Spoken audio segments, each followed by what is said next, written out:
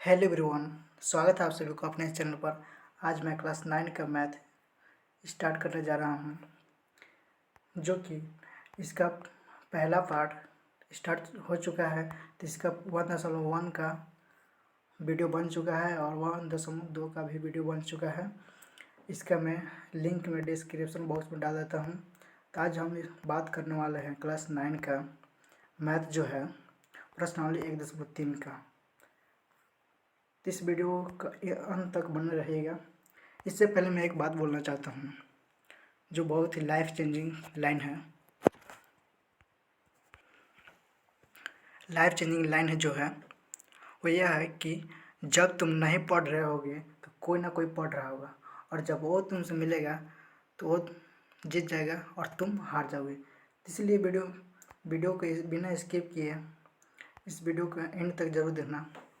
और मैं एक बहुत ही इम्पोर्टेंट वीडियो में का लिंक मैं बतलाना चाहता हूँ कि जो संख्या किसे कहते हैं, मैथ का फादर कौन है, मैथ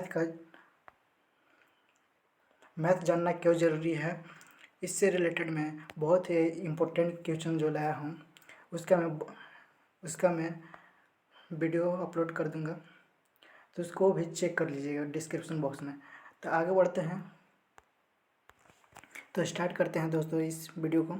तो क्वेश्चन आपको जो स्क्रीन पर दिख रहा है, क्वेश्चन ये है।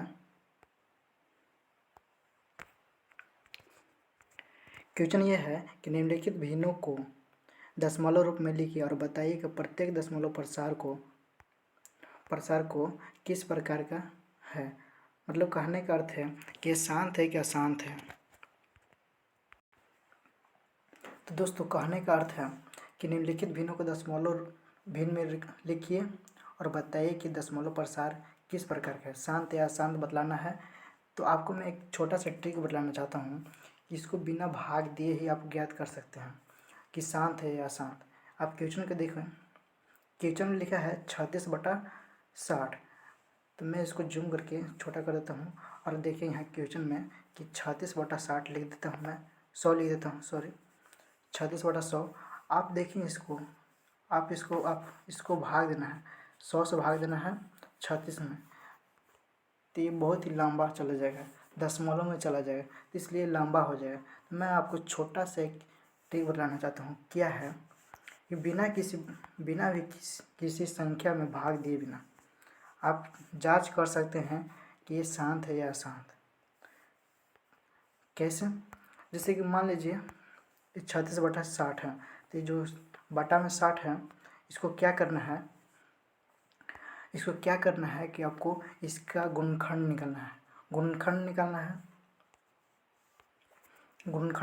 100 का। तो 100 का गुणनखंड आप जान रहे होंगे कि 100 का गुणनखंड कैसे निकाला जाता है। फॉर एग्जाम्पल के लिए मैं बतला देता हूँ कि 100 का गुणनखंड कैसे निकाला जाता है।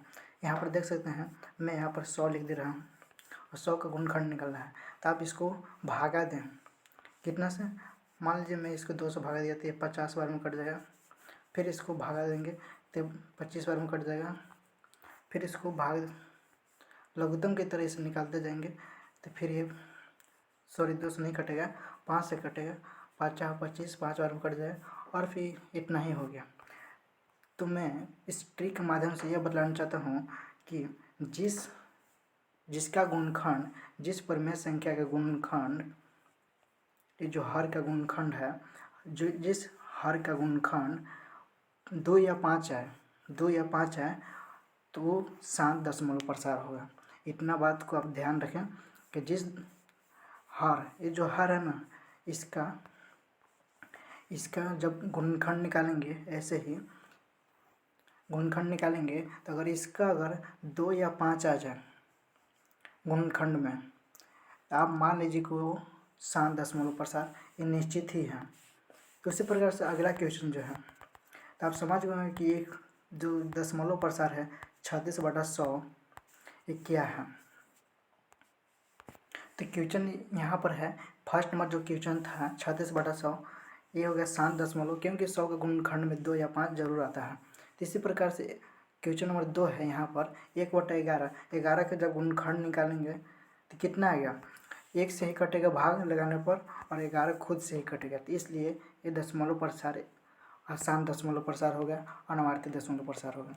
अगला जो क्वेश्चन है यहाँ पर देख सकते हैं क्या है कि 4.1/8 है, तो 8 चौके 32 और 1 33, 33/8 हो जाता है। तो 8 का हम गुणनखंड निकालेंगे, 8 का गुणनखंड निकालेंगे तो 2 आ जा रहा है और 5 नहीं आ रहा, तो कोई बात नहीं, सिर्फ 1 आ रहा है, ये जो 2 आ रहा है, इसलिए भी ये भी सत्य होगा, मतलब कि ये भी शांत दशमलव प्रसार है। तो उसी प्रकार से अगला क्वेश्चन है कि 3/13 यहाँ पर देख सकते हैं, क्वेश्चन नंबर 14 है, सॉरी क्वेश्चन नंबर 4 है पहला का, 3/13। अगर 13 का गुणनखंड निकालेंगे तो सिर्फ 1 से ही कटेगा और 13 से ही कटेगा, इसलिए आसान दशमलव प्रसार है। अगला जो क्वेश्चन है देख सकते हैं, पाँचवा क्वेश्चन है, पाँचवा में 2/11 है, तो 11 का गुणनखंड निकालने पर नहीं आ रहा है, 11 के गुणनखंड में 2 या 5 नहीं आ रहा है, इसलिए ये भी क्या हो गया, आसान दशमलव प्रसार। अगला जो है 329/400, अगर 400 का गुणनखंड निकालते हैं, अगर 400 का गुणनखंड निकालेंगे तो हमारा इसमें 2 और 5 दोनों आएगा, इसलिए ये शांत दशमलव प्रसार है। अगला क्वेश्चन जो है, अगला क्वेश्चन जो आपके स्क्रीन पर शो रहा है देख लीजिए ध्यान। तो हमारा अगला क्वेश्चन जो है कहता है कि आप जानते हैं कि क्वेश्चन है, आप जानते हैं कि 1/7 का मान इतना है। वास्तव में लंबा भाग दिए बिना आप यह बता सकते हैं कि इतना मतलब कि 2/7 और 3/7 और 4/5 7 और 5/7 और 6/7 के दशमलव प्रसार क्या है? यदि हाँ तो कैसे? मतलब कि 1/7 का मान दिया हुआ है, कितना दिया हुआ है आप देख सकते हैं, 1/7 बराबर 0.142857 दिया हुआ है, और इसके ऊपर एक छोटा सा लाइन खींचा हुआ है, मतलब कि रेकरिंग है। रेकरिंग करने का मतलब बार बार ये रिपीट हो रहा है, मतलब कि फिर से यहाँ से 1 4 2 8 यहाँ से स्टार्ट हो जा रहा है। ओके, तो फिर यहाँ तक आप समझ गए होंगे कि इसका मतलब क्या है। कि देखिए 1/7 का जब मान इतना आ चुका है हमारा, तो हमारा 2/7 का मान कैसे ज्ञात होगा? कहने का अर्थ यही है कि बिना भाग दिए करना है। तो 1/7 का मान आ गया है, 2/7 का भी मान आ जाएगा। कैसे आएगा? देखिए 2/7 है, सबसे पहले क्या करना है कि 1/7 हम ऐसे लिख सकते हैं ना कि 1/7 लिख सकते हैं, इसमें 2 से गुना कर दें। जब जान रहे हैं कि 1/7 बराबर हमारा मान इतना आ चुका है, तो इसको हमें 2 से गुना कर देना है इसमें, इसमें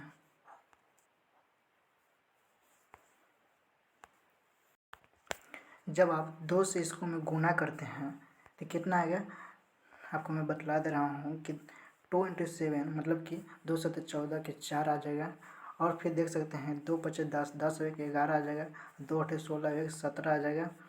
फिर इसी प्रकार 2 दूना के 4 1 हासिल 5 था हो गया। और इसी प्रकार 2 चौके 8 2 चौके 8 हो गया, हासिल नहीं था। और 2 × 0 करने पर 2 आता है। तो जो हमारा जो आएगा इतना आएगा 2 8 5 7 1 4 0.2857 बैठाना ना भूलें। जब आप गुना करेंगे तो इसका गुणनफल इतना आएगा, जो कि शॉर्ट रूल दर्शाता है।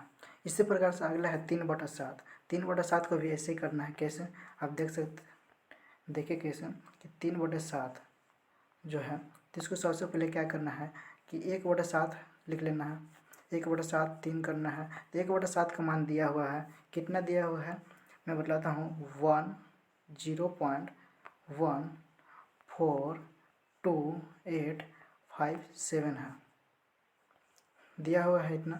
इतना दिया हुआ है, तो इसी से गुना कर देना है, कितना 3 से गुना कर देना है। आप गुना करना पर कितना आएगा मैं बतला दे रहा हूँ कि 0.428571 गुना करने पर इतना आएगा, जो कि इतना का मान निकल गया है। कितना का 3 का मान निकल गया है। तो उसी प्रकार नेक्स्ट 4 का भी मान निकल जाएगा।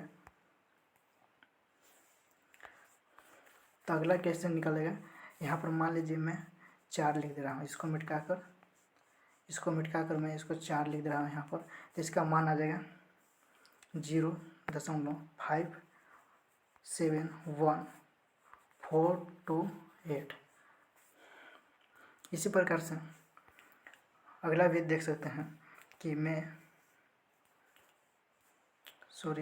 यहाँ पर इसको मैं साफ करता हूँ, इसको 4 लिख दे रहा हूँ। ओके, तो इसी प्रकार से आप ज्ञात कर सकते हैं आगे, क्योंकि इसी रूल का दर्शाता है। तो अगला क्वेश्चन मैं डिफाइन करता हूँ, बतलाता हूँ, जो कि ये क्वेश्चन बहुत ही इजी था, आपको समझ में आ चुका होगा। आगे बढ़ते हैं। क्वेश्चन क्या कहता है, क्वेश्चन को समझें।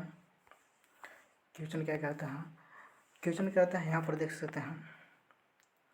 अगला क्वेश्चन जो है क्वेश्चन नंबर 3, नीचे दिए गए निम्नलिखित को P/Q के रूप में व्यक्त कीजिए, जहाँ P और Q पूर्णांक है तथा Q डज नॉट 0 है। इसको समझना है कि क्या कर रहा है क्वेश्चन कहता है कि निम्नलिखित को P/Q के रूप में व्यक्त करना है, मतलब कि बट्टे में परिमेय संख्या के आप जानते हैं कि P/Q के रूप में दर्शाना है। तो उसी प्रकार से बट्टे में दर्शाना है जहाँ P और Q पूर्णांक है और Q does not 0। Q does not 0 का मतलब होता है कि जिसे आप 0 से भाग नहीं दे सकते किसी भी नंबर में। ओके, ये अपरिभाषित हो जाता है, इसलिए इसको Q डज नॉट 0 बोलते हैं। और यहाँ पर देख सकते हैं क्वेश्चन नंबर 1 है, तीसरा को 1 है, 1 का है कि 0.6 के ऊपर रेकरिंग है, 0.6 के ऊपर रेकरिंग है। इसे समझना है और इसको डिफाइन करके, मतलब इसको बनाकर सोल्व करके इसको बाटा में आंसर लाना है। तो कैसे लाना है मैं इसको बतलाता हूँ कि कैसे शॉर्ट में बतलाना है। हाँ, तो दोस्तों दर्शाते हैं इसको 0.6 को। 0.6 को दर्शाना कैसे है, 0.6 लिखा हुआ है, उसके ऊपर एक ही रेकरिंग है। इसे समझना कैसे है, पहले सबसे पहले आपने कॉपी में लिखना है कि माना कि P बराबर 0.6। यहाँ पर आप देख सकते हैं बहुत ही अच्छी तरह से मैं लिख दिया हूँ यहाँ पर कि माना कि 0.6 यहाँ पर देख सकते हैं। फिर क्या करना है कि यानी P बराबर 0.666, क्योंकि आप जानते हैं कि 0.6 लिखा हुआ है, मतलब कि 6 बार बार रिपीट हो रहा है। जो संख्या 6 है वो बार बार रिपीट हो रहा है, मतलब कि 0.666, मतलब कि कंटिन्यू बढ़ते जाएगा, ये रिपीट होते जा रहा है, इसीलिए इसके ऊपर बार लगाया हुआ, इसको बोलते हैं ऊपर वाला के बार बोलते हैं। तो इसके ऊपर बार हटाकर इसको मैंने यहाँ पर 0.666 करके यहाँ पर समीकरण 1 दर्शा दिया है। समीकरण 1 दर्शा देना है। फिर यहाँ पर क्या करना है कि आप देख सकते हैं दोनों तरफ 10 से गुना करना है। 10 से गुना कहाँ करना है, यहाँ पर देख सकते हैं P और यहाँ पर एक देख सकते हैं 0.666, ये हो गया दोनों तरफ। आखिर आप जानते हैं कि 10 से ही गुना क्यों, आप सोच रहे होंगे कि 10 से ही गुना क्यों, इसमें 100 से भी गुना हो सकता था, लेकिन आप देख सकते हैं क्वेश्चन में कि 0.6 मतलब कि एक 0.6, यहाँ पर 6 के ऊपर ही एक की रेकरिंग है, मतलब एक ही संख्या पर रेकरिंग है, इसलिए उस पर 10 से गुना किया गया है।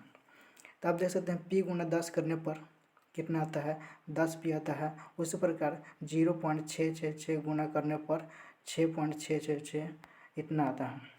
इसको मैंने समीकरण 2 मान लिया है। समीकरण 2 मानने के बाद क्या करना है कि समीकरण 2 में से समीकरण 1 को घटाना है। समीकरण 2 में से समीकरण 1 को घटाना है। घटाना कैसे है, यहाँ पर आप देखिए समीकरण 2 में से समीकरण 1 के घटाने पर 10p मतलब कि 10 में से 10p यहाँ पर देख सकते हैं, 10p यहाँ पर लिखा है और यहाँ पर p है, इसको घटाना है। 10p में से 1 एगो p घटा देना है। तो 10p मतलब 10 गो संख्या है, 10 गो p है और उसमें से एगो p घटाएंगे तो 9 गो p बचेगा। तो इसी प्रकार से 10p में से एक p घटाएंगे तो 9p बच गया है, यहाँ पर देख सकते हैं।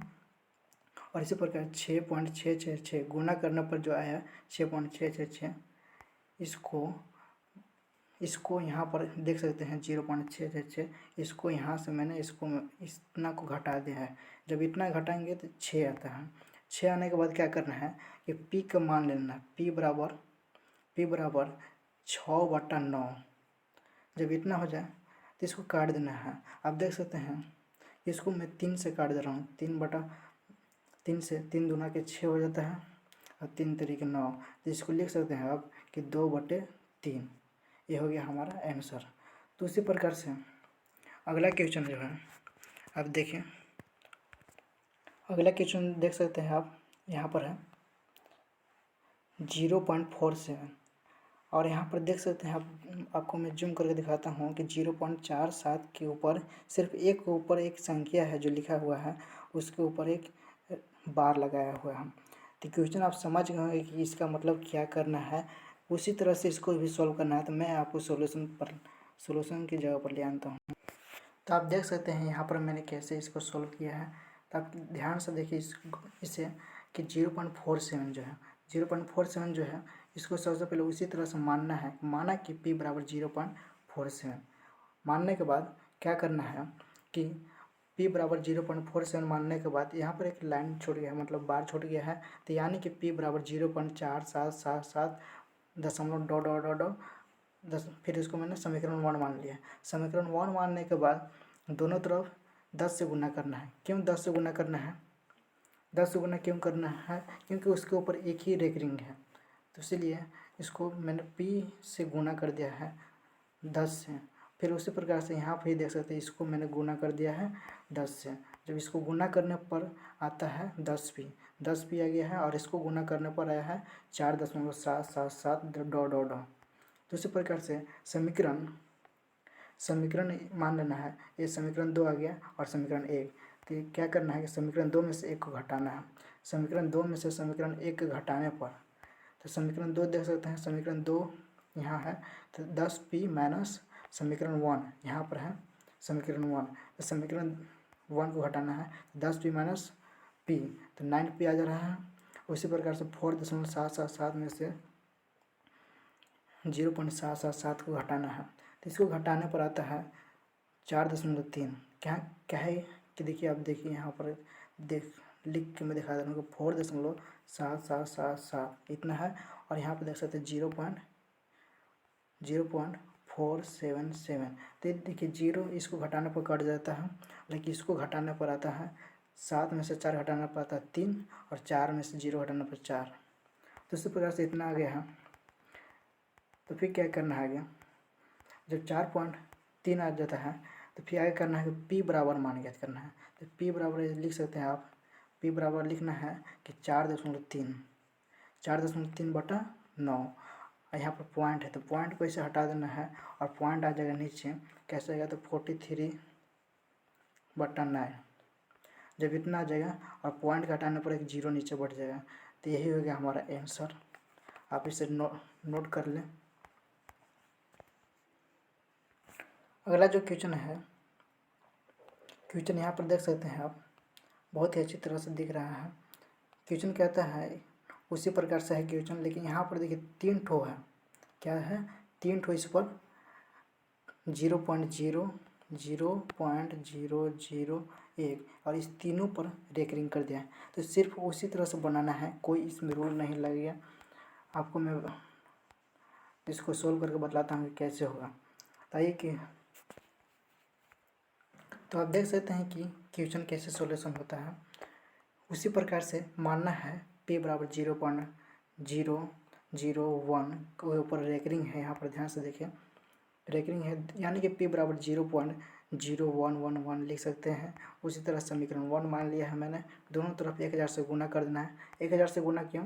क्योंकि वहाँ पर देख सकते हैं कि 3 गो है, मतलब कि 0.001 ये तीनों पर रेकरिंग है। तो 3 ठो है ना, तो इसलिए 1 2 3 1 2 3 मतलब 3 गो 0 बैठ गया है। आप इतना सोच ले, मतलब एक के ऊपर रहता तो 1 0 और 2 के ऊपर रहता तो 2 0 और 3 के ऊपर है तो 3 0। उसी प्रकार से दोनों तरफ 100 से गुना करने पर यहाँ पर इस तरफ और इस तरफ से 100 से 1000 से गुना करने पर, तो P गुना 1000 गुना करने पर आता है 1000 P, और इसी प्रकार से 0.01100 इससे गुना करने पर आता है 1.001 1.001 और 001। इसी तरह का समीकरण 2। तो फिर क्या करना है कि समीकरण 2 हो गया है समीकरण 1, तो समीकरण 2 में से समीकरण 1 को घटा देना है। घटाना कैसे है, आप देख सकते हैं यहाँ पर कि 1000 P में से एक P घटाते हैं तो 999 P बचता है, और यहाँ पर देख सकते हैं कि 1.001 और 001 डॉट डॉट डॉट माइनस 0.001 और 001 डॉट डॉट डॉट, तो 999 P में से 1000 P में से P घटाने पर 999 P, और इतना में से इतना घटाने पर 1 आता है। तो आप देख सकते हैं कि P बराबर 1/99 999 आ गया है, 399 आ गया है, यहाँ पर आंसर हो गया। और इसी तरह से अगला क्वेश्चन है कि 0.999 डॉट डॉट डॉट को P/K के रूप में व्यक्त कीजिए कि आप अपने उत्तर को से आश्चर्यचकित हैं। अपने अध्यापक और कक्षा के साथ या सहयोगियों के साथ अपने उत्तर को सार्थक चर्चा कीजिए। तो सिर्फ उसी तरह से करना है, कुछ इसमें भाष नहीं है। क्वेश्चन करने का अर्थ है, तो इसको मैं समझा देता हूँ कि 0.99 है डॉट डॉट डॉट है, जिसको मैं 1 के ऊपर कर दिया। कैसे कि 0.9 जब रहा है तो इसको 0.9999 बैठा दिया है की ओर, तो मैं इसको शॉर्ट में कर देता हूँ 0.9, और इसी तरह से बनाना है। आपको मैं सॉल्यूशन दिखा देता हूँ कैसे करना है। आप देख सकते हैं कि सॉल्यूशन कितनी इजी तरीके से हो चुका है। मानना है कि x बराबर 0.999 डॉट डॉट डॉट, तो इसी प्रकार से माना है, यानी कि x बराबर 0.99 के ऊपर एक बार है। यहाँ पर देख रहे हैं वे 0.9 के ऊपर एक छोटा सा बार है। दोनों तरफ 10 से गुना करना है। कितना से 10 से गुना करना है। 10 से गुना करने के बाद 10 गुना x, कैसे यहाँ पर x से गुना हुआ 10 से, क्योंकि ऊपर एक ही 9 के ऊपर ही एक बार है, सिर्फ एक ही संख्या है, इसलिए 10 से गुना कर दिया गया है। फिर यहाँ से गुना करने के बाद 0.9999 जो है इसमें 10 से गुना कर दिया गया है। गुना करने के बाद जो गुणनफल आता है, आप देख सकते हैं कि 10 गुना x बराबर करने पर 10x आता है, और 0.9999 गुना करने पर जो 10 से गुना हुआ है 9999 जो, तो 9.9999 डॉट डॉट डॉट आया है। तो इसको मैंने समीकरण 2 मान लिया है। तो इसी प्रकार से समीकरण क्या करना है आगे कि समीकरण यहाँ पर समीकरण 1 है, तो इसको समीकरण 2 में से समीकरण 1 को घटाना है। समीकरण 2 में से समीकरण 1 को घटाने पर क्या लिखना ही है। जब आप बनाएंगे तो कैसे घटाना है मैं बता रहा हूँ कि 10x माइनस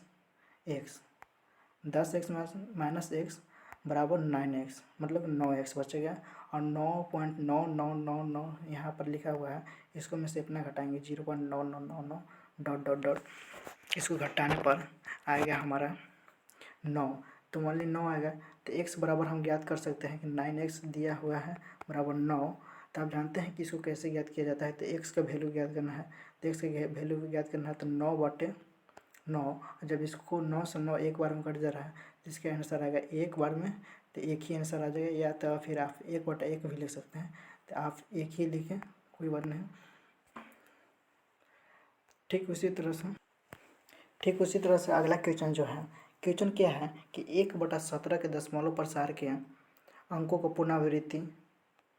पुनरावृत्ति के खंड के अंकों के अधिकतम संख्या क्या हो सकती है। अपने उत्तर की जांच करने के लिए विभाजन क्रिया कीजिए। मतलब कि इसको क्या करना है कि 1/17 है, मतलब कि 17 से भागा देना है 1 में। तो इसको जो भाग आएगा तो इसको पुनरावृत्ति नहीं करने देना है, कि मतलब कितना तक ही जा सकता है। तो मैं इसका सॉल्यूशन दिखाता हूँ कि सॉल्यूशन कैसे किया जाता है। तो वीडियो लंबी हो सकती है, लेकिन वीडियो का अंत तक जरूर बने रहिए। तो आप देख सकते हैं कि 17 से भागा कैसे दिया जाता है 1 में।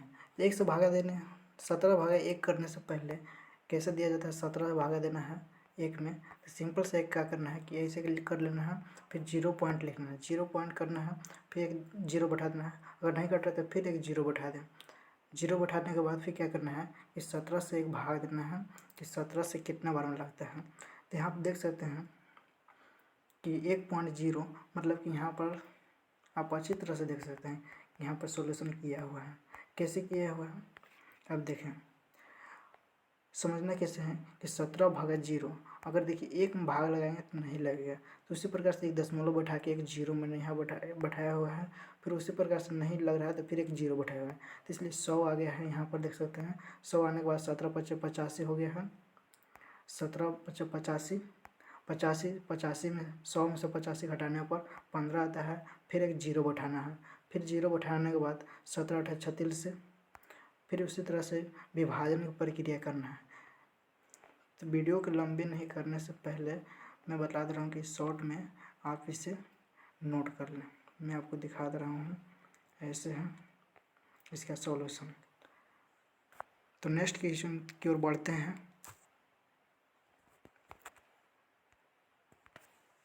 तो दोस्तों आपको क्वेश्चन नंबर 6 जो दिख रहा होगा, क्वेश्चन नंबर 6 कहता है, क्या कहता है कि P/Q डज नॉट जीरो के रूप की प्रमेय संख्याओं का अनेक उदाहरण लीजिए जहां P और Q पूर्णांक है जिनका एक के अतिरिक्त अन्य कोई उभयनिष्ठ गुणनखंड नहीं है और जिसका शांत दशमलव निरूपण प्रसार है। क्या आप यह अनुमान लगा सकते हैं कि Q को कौन सा गुण अवश्य संतुष्ट करना चाहिए? तो इसका सिंपल सा फॉर्मूला मैं नहीं बतला सकता, लेकिन मैं बात बताना चाहता हूँ इससे कि बहुत ही क्वेश्चन ज़्यादा डिफ़िकल्ट नहीं है, क्वेश्चन को डिफ़िकल्ट ना समझे। कैसे बनाना है आप सिंपल से एक देखिए, क्या है कि आप मान लीजिए ये 2/5 है, मानना नहीं है ये रियल में है।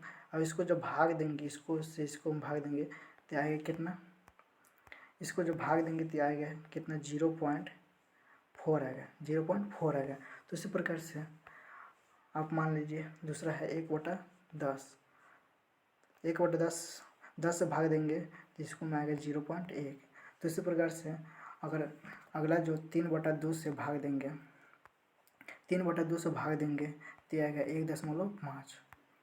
अगला जो है 7/8 मतलब कि 8 से 7 में भाग देंगे तो ये हमारा आएगा 0.0875।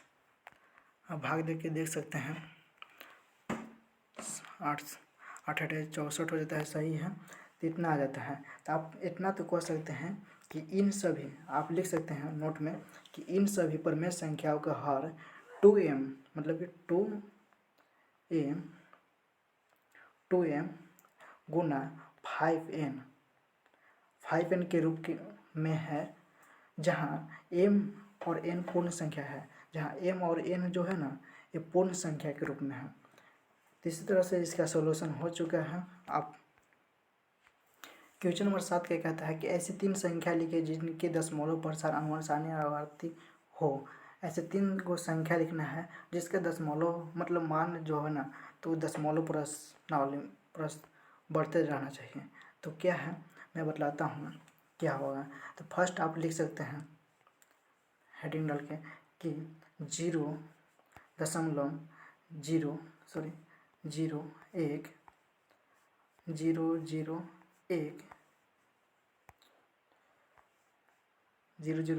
फिर इसी तरह से 0.001 और इसी तरह से एक जीरो और बढ़ा देना है, बढ़ते जाएगा और इसी तरह से डॉट डॉट डॉट आप दे सकते हैं। अगला जो है आप दे सकते हैं दूसरा का एग्जाम्पल में है 0.0.41 कितना 41 फिर उसी तरह से 411 बढ़ाते जाना है, फिर बढ़ा 4 1 2 3 फिर डॉट डॉट डॉट डॉट। इस तरह से 2 हो गया है। तीसरे का आप दे सकते हैं, तीसरे का आपको देना है पाई का मान जानते हैं, पाई का मान कितना होता है, पाई का मान होता है 22/7 जबकि इसका मान होता है पॉइंट में 3.1416 ये भी मान है। आप इतना जान लें, 3 हो गया हमारा। क्वेश्चन नंबर 8 है कि प्रमेय संख्या 5/7 और 9/11 के बीच 3 अलग अलग अप्रमेय संख्या ज्ञात करना है। अपरमेय संख्या ज्ञात करना है तो सिंपल से पहले आपको भाग दे देना है। किसमें? आपको दे देना है 7 से भागा दे देना है 5 में, और 11 से भागा दे देना है 9 में। तो इसका जो आएगा ना मान, तो मैं इसको डायरेक्ट लिख देता हूँ, क्योंकि आप इसको भाग देने पर पॉइंट में आता है, तो मैं इसको डायरेक्ट लिख देता हूँ। कैसे? तो आप देख सकते हैं 5/7 का मान कितना आता है। 5/7 7 से भाग देने पर इतना आता है 0.714285 आता है। उसी प्रकार से 11 से भाग देने पर 0.81 आता है। इसका तीन संख्याएँ ज्ञात करना है।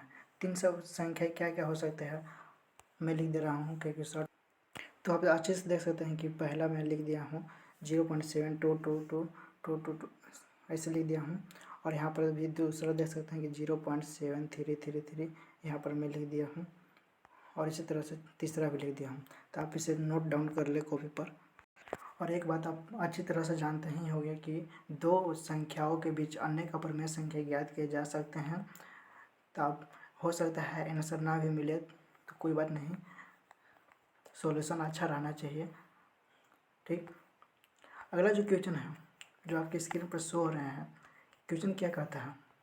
क्वेश्चन नंबर अंतिम है, क्वेश्चन नंबर 8 से 9 में है। क्वेश्चन नंबर 9 है, क्वेश्चन नंबर 9 है, बताइए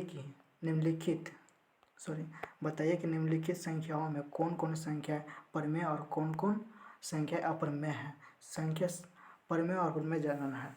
तो √23 है फर्स्ट जो क्वेश्चन है, √23। तो आप √23 को वर्गमूल निकालेंगे। √23 का तो वर्गमूल होता ही नहीं है, स्क्वायर होता है ना अंडर रूट, तो इसलिए ये अपरमेय हो गया। √23 क्या हो गया? अपरमेय हो जाएगा। उसी प्रकार से क्वेश्चन नंबर 2 है, क्वेश्चन नंबर 2 है √225। √225 क्या है? एक संख्या है, लेकिन ये क्या है? एक रूट में है, लेकिन 15 के स्क्वायर है। 15 के स्क्वायर है मतलब कि इसका वर्गमूल निकाला जा सकता है, तो इसलिए ये 7.4 है। इसको परमेय बोलते हैं। ये परमेय हो जाएगा, ये परमेय टिक मार दे रहा हूँ। उसी प्रकार से यहाँ पर देख सकते हैं कि 0.3796 है। ये देखिए ये यहाँ पर स्थिर हो गया है, ये जो है ना ये स्थिर हो गया है, ये वो आगे नहीं बढ़ रहा है, इसलिए ये क्या हो गया हमारा? ये हो गया हमारा 7.4, मतलब कि ये भी परमेय हो गया। उसी प्रकार यहाँ आप देख सकते हैं क्वेश्चन यहाँ है, क्वेश्चन 4 है। यहाँ पर देख सकते हैं कि 7.478478 ... एक बात आप याद रख लें कि दशमलव के बाद एकक अंक बोलते हैं। दशमलव के बाद एकक अंक बोलते हैं। जैसे कि मैं यहाँ पर लिख दूँगा कि 7.48। आप ये कभी नहीं बोले कि 748, ऐसा नहीं बोलना है, गलत हो जाएगा। तो ये हो गया, देखिए डॉट डॉट डॉट मतलब कि आगे बढ़ते जा रहा है अनंत तक, तो इसलिए ये हो गया आसान दशमलव प्रसार। अगला जो क्वेश्चन जो आपकी स्क्रीन पर शो रहा है कि 1.101 और 001 1.101 001 0001 00001 ... डॉट डॉट डॉट मतलब कि और भी बढ़ते जा रहा है, ये रुकने का नाम ही नहीं ले रहा है। इसको बोलते हैं आसान दशमलव प्रसार। आसान है तो मतलब कि अपरमेय है, ये अपरमेय संख्या है, तो इसलिए इसको अपरमेय संख्या में टिक मार दें। तो अगर वीडियो आपको अच्छी लगी हो, अगर वीडियो में आपको कुछ नया सीखने को मिला हो, तो आप वीडियो में इतना जो दिख रहा है आपको, थैंक्स फॉर वॉचिंग आपके लिए।